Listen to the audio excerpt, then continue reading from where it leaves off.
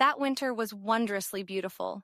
Trees and bushes were covered with hoarfrost and looked like a forest of white coral, while on every twig glittered frozen dewdrops. The many delicate forms concealed in summer by luxuriant foliage were now clearly defined and looked like glittering lacework. And where the sun shone, how everything glittered and sparkled, as if diamond dust had been strewn about, while the snowy carpet of the earth appeared as if covered with diamonds. "It is so delightfully cold," said a snowman.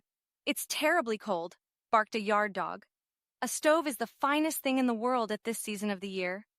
"Does a stove look beautiful?" asked the snowman. "Is it like me?" "It is the reverse of you," said the dog. "It's as black as a crow.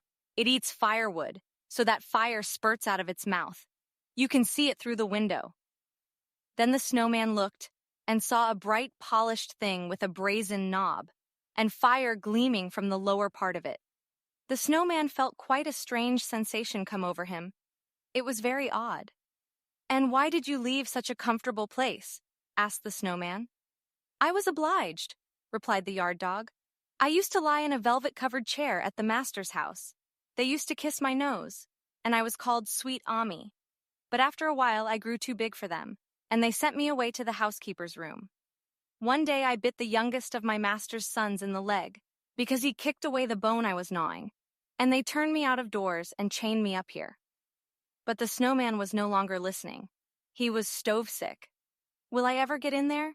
It is an innocent wish, and innocent wishes are sure to be fulfilled," he said.